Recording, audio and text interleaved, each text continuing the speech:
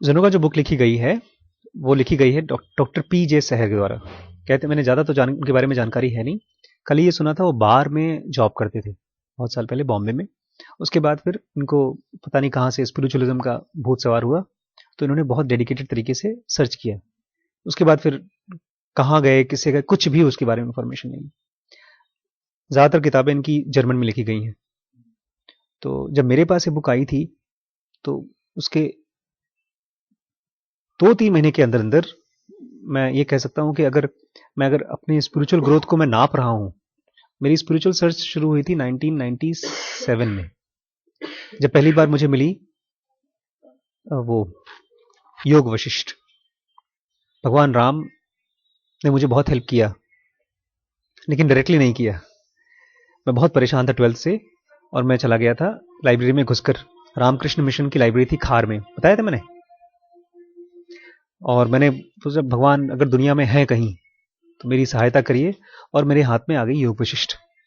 और उसके शुरू के जब पन्ने मैंने खोले तो मुझे इतनी राहत मिली, क्योंकि मुझे पहली बार पता चला भगवान भी डिप्रेशन में जाते हैं। उसमें लिखा था कि भगवान जो है 15 साल की उम्र में बहुत सीवियर विषाद में चले गए थे, डिप्रेशन में चले गए थे भगवान राम। ये किताब बहुत छुपाई जाती है, हिंदू लोग बताते नहीं ज्यादा इसके बारे में, क्योंकि उनके भगवान तो भगवान होते हैं। भगवान डिप्रेशन में जाएंगे तो लोग भगवान के पास दुकान में जाएंगे नहीं खरीदने के लिए सामान। लेकिन मुझे बड़ा राहत मिला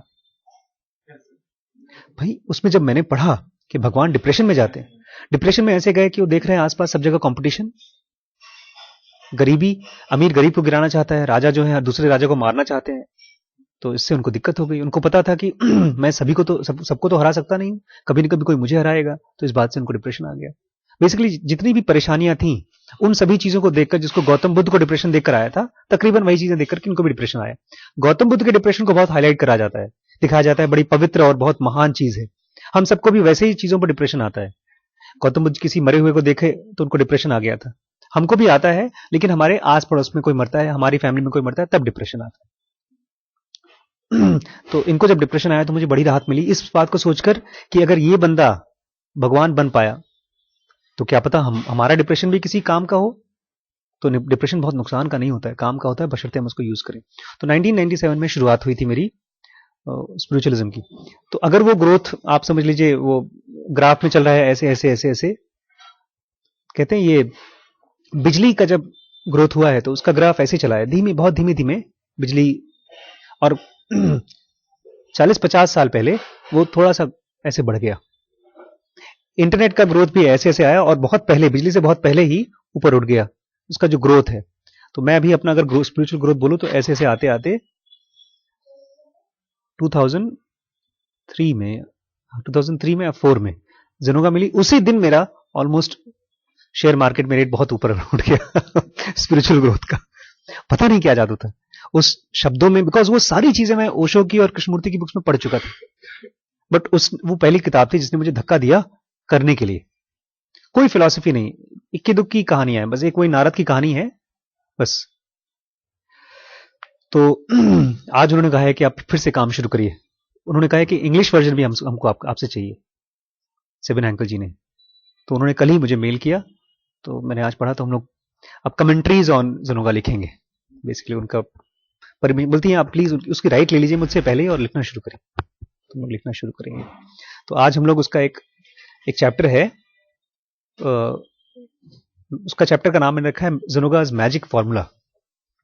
मेरे हिसाब से जेनोगा जो बुक है आज से शायद 1000-2000 साल बाद या 500 साल बाद गीता जैसी फेमस हो जाएगी। नहीं होगी तो हम लोग करेंगे। और गीता जैसी मतलब जब मैं कहता हूं तो उसका हर सेंटेंस गहरा है, उसको समझने के लिए दिमाग खर्च करना पड़ता है।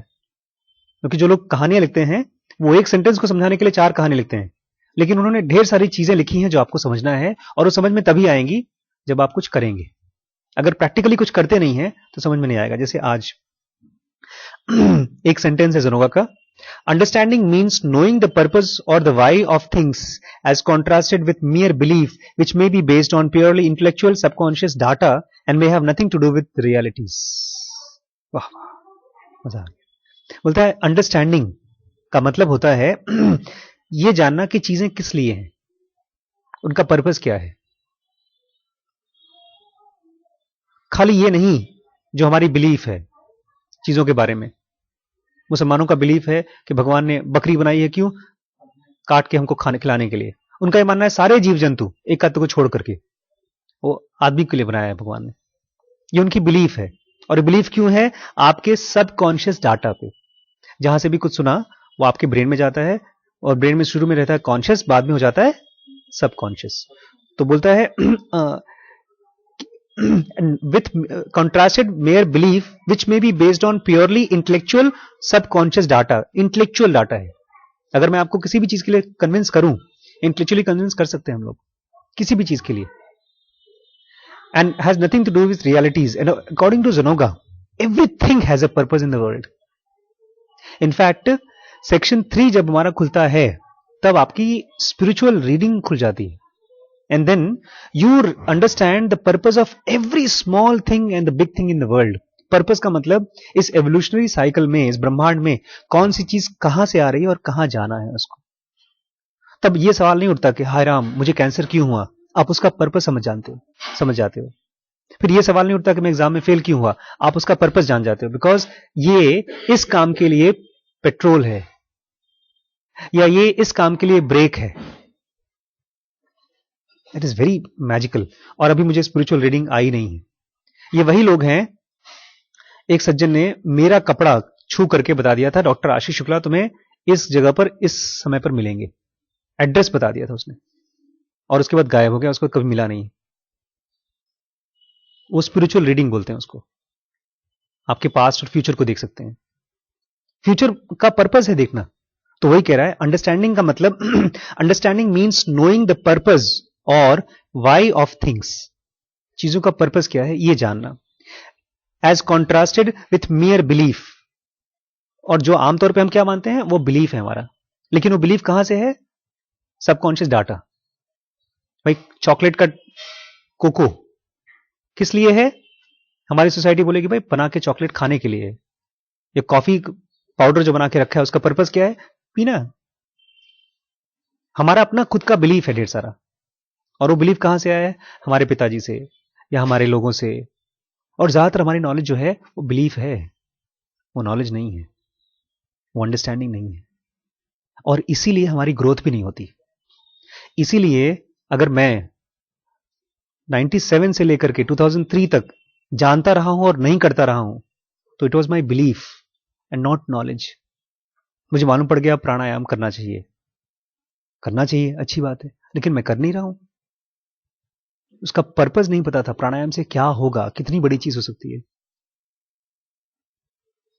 कहते हैं अगर आपको पता है और आप नहीं कर रहे हो तो आप उतने ही बड़े पापी हो जितना कि एक पापी पाप करने में पाप कर रहा है, क्योंकि उसको भी पता नहीं है और वो कर रहा है।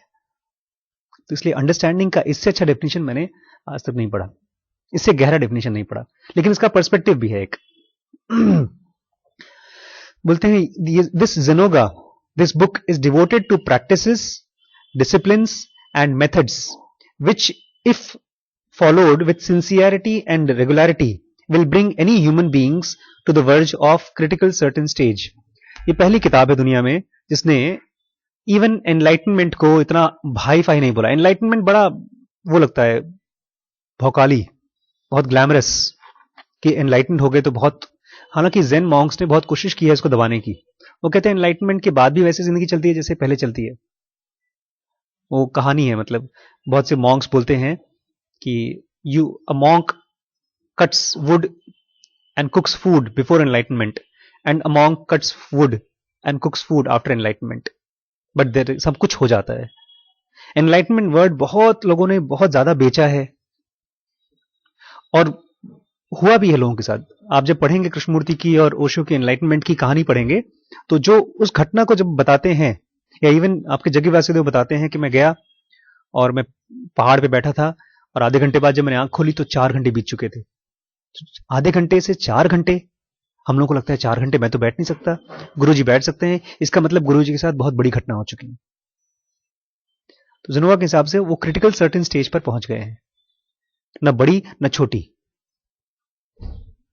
ऐसी एक घटना मेरी लाइफ में हुई थी क्लास 10th में, जब पहली बार मेरा स्पर्म निकला तो मुझे लगा अरे वाह, वो भी एक घटना थी, न बड़ी न छोटी। लोगों को लगेगा कि यार ठीक है, क्योंकि सबके लाइफ में ऐसा होता है। लेकिन जिनोगा बोलती है हर किसी ह्यूमन बीइंग के लाइफ में क्रिटिकल सर्टेन स्टेज आना ही आना है, चाहे आ जाए, चाहे 10 साल बाद या 10 जन्म बाद, बट हर बीइंग पहुंचेगा क्रिटिकल सर्टेन स्टेज। यहां पर बहुत से लोग बोलते हैं नहीं, बहुत से लोग बोलते हैं कि नहीं नहीं, अगर आपने अपने ऊपर काम नहीं किया तो आप जाएंगे नरक और हजारों साल के लिए फंसेंगे और सड़ेंगे। जिनोगा बोलता है ऐसा नहीं होने वाला, हर बंदा सीसीएस पर पहुंचेगा। तो ये बुक आपको सीसीएस तक पहुंचाने के लिए क्या क्या चीजें बताती है, प्रैक्टिसेस बताती है, डिसिप्लिन्स बताती है और मेथड्स बताती है, जिसको अगर आपने सिंसियरली फॉलो किया और रेगुलरली फॉलो किया तो कहां ले आएगा आपको, क्रिटिकल सर्टेन स्टेज या तो सीसीएस पे। एक और नई चीज मिली, इसमें बहुत से गुरु मुझसे नाराज हो जाएंगे। Teachers are rare and the true master never takes on a disciple. Teachers जो होते हैं, सचमुच के जो गुरु होते हैं, बहुत रेयर होते हैं, और जो गुरु होते हैं वो कभी भी डिसाइपल को टेक ऑन नहीं करते, उसको ले नहीं लेते हैं, चल आजा बेटा ठीक है आज से तो मेरा शिष्य, ऐसा नहीं होता। ही बिफ्रेंड्स यू। जो असली गुरु होता है वो आपके साथ बिफ्रेंड करता है, आपका दोस्त बनता है। Then just tells you in some simple way how to find, और तब तुमको बहुत आसान तरीके से दिखा देता है 3 चीजें, road, the strength and clarification with in. आपको रोड दिखाएगा, आपको यह भी दिखाएगा कि कैसे आपके अंदर में शक्ति आए, स्ट्रेंथ आए, और अंदर में कंफ्यूजन कोई हो तो वो भी कैसे खत्म हो, आपको बहुत आसानी से इशारा कर देगा। The more one reads, the more one hears, the more one discusses, the more one is confused. ये भी बात सच है। मालूम पड़ा आपने इस्लाम की बुक पढ़ी तो कंफ्यूज हुए, फिर तब तक से आपने एक गुरु महावीर की किताब पढ़ी, उसमें और पढ़ा, फिर कंफ्यूज हो गए। जितने किताब पढ़ेंगे उतना कंफ्यूज होंगे। तो सर आप इतनी किताब पढ़ते क्यों हैं? ठीक बात है, ठीक बात, बिल्कुल सही बात है। मैं किसी को कहूंगा भी नहीं मत पढ़िए। We shall now give you the unfailing magic formula. जितना आप पढ़ेंगे उतना ही कंफ्यूज होंगे, यही मैसेज है। ये कंक्लूजन निकाल रहे हैं आप। हाँ नहीं, इसका समझिए, हम लोग जब पढ़ रहे हैं किसी चीज को और कंफ्यूज हो रहे हैं, हम लोग पता है फिर भी अपने आप को कंफ्यूजन के साथ भी पढ़ाते रहते हैं। हम ये मानते हैं अभी हम बेवकूफ हैं और पढ़ेंगे तो समझदार हो जाएंगे। हमारा माइंड को हम बहुत इंटेंसली किसी चीज को पढ़ते समय यूज नहीं करते। इन्होंने ये नहीं कहा है कि पढ़ना नहीं है, अगर ऐसा होता तो किताब लिखते क्यों। इन्होंने ये कहा है जो भी पढ़ो उसके साथ कुछ करो। गौतम बुद्ध ने क्या किया, जब वो घर छोड़ के भागे, रात को भागे, पिताजी के पास गए, पिताजी अपने बाल काले करवा रहे थे और नहाने जा रहे थे, तो बोलते हैं पिताजी तुमने मुझे बेवकूफ बनाया, लोग तो मरते हैं, तुमने बताया नहीं।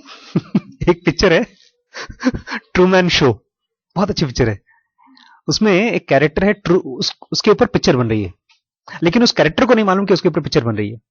5,500 कैमरास उसके आसपास लगाए गए हैं और उसका पूरा एक आर्टिफिशियल शहर बनाया गया है, और यहां तक कि आर्टिफिशियल आसमान भी बनाया गया है, आर्टिफिशियल नदियां, आर्टिफिशियल रोड्स, उसकी बीवी आर्टिफिशियल है, उसका बाप आर्टिफिशियल है, सब कुछ आर्टिफिशियल है।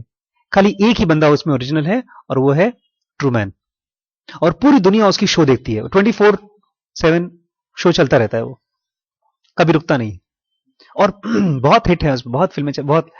एक दिन उसको डाउट हो जाता है कहीं से, मतलब एक दिन वो जा रहा था किसी दुकान में, सारी दुकानें, हजारों दुकान है उस रोड पर, सारी आर्टिफिशियल। एक दिन वो दुकान में गया, सामान खरीद के लाया, तब तक से उसका जो रूटीन था सब फिक्स था कि इतने बजे दुकान में जाएगा, इतने बजे आएगा। दुकान में गया, सामान लेकर आया, फिर वापस दुकान में गया तो वहां पर जो लोग रोल प्ले कर रहे थे और जो सेट लगा हुआ था थोड़ा सा खोल करके लोग ब्रेक ले रहे थे बेचारे, उनको पता चल गया चले जाए, लेकिन वो आया वापस, देखा तो तब उसको कुछ डाउट हो गया, फिर वो भागना चाहता है। लास्ट में वो डायरेक्टर उससे बात करता है, बोलता है कितनी अच्छी जिंदगी है तेरी, तुझे जो चाहिए सब देंगे हम, लेकिन वो फिर भी भाग जाता है वहां से। उसको बड़ा धोखा लगता है, ऐसे ही गौतम बुद्ध को लगा होगा आर्टिफिशियल जिंदगी। फिर गौतम बुद्ध गए और सबसे पहले उन्होंने शामन ऋषियों के पास, कहते हैं, ध्यान करना सीखा, और इतने इंटेंसली ध्यान किया, प्रैक्टिस की, कि गुरु बोलता है मेरे को जो आता था सब मैंने बता दिया, अब मैं और कुछ नहीं बता सकता, लेकिन उनका कंफ्यूजन शांत नहीं हुआ। फिर वो दूसरे के पास गए, फिर तीसरे के पास। कहते हैं कि जो महावीर थे उनसे करीब 25-30 साल पुराने थे, तो जो जो ध्यान महावीर ने किया है वो सब इन्होंने किया था, बट इनका कंफ्यूजन क्लियर नहीं हुआ। हाँ, समकालीन थे दोनों। एक बार तो कहा जाता है दोनों एक ही आश्रम में रुके थे, वो उस कमरे में, ये उस कमरे में रुके थे। तो कहने का ये मतलब है खाली रीड मत करो, प्रैक्टिस करो। और अगर प्रैक्टिस करते हैं तो आपकी जितनी जानकारी है सब इंटीग्रेट हो जाती है, फिर कंफ्यूज नहीं करती है आपको। इंटीग्रेट मतलब वो एक दूसरे को पूरा करती है। तो खाली रीड करेंगे तो कंफ्यूज होंगे। The more one reads, the more one hears, because hearing is also type of reading, but not practising will confuse you. और जितना डिस्कस करेंगे, बहसबाजी में जाएंगे, उतना कंफ्यूज होंगे आप। बिकॉज स्पिरिचुअलिज्म इज नॉट बहस, it's practice. It's pure practice. Doing, not talking. Now we shall give you the unfailing magic formula. अब हम आपको एक मैजिक फॉर्मूला देंगे, and it will bring you to the critical certain stage. और ये formula आपको कहां ले आएगा? क्रिटिकल सर्टेन स्टेज पे। वो हम लोग कल देखेंगे।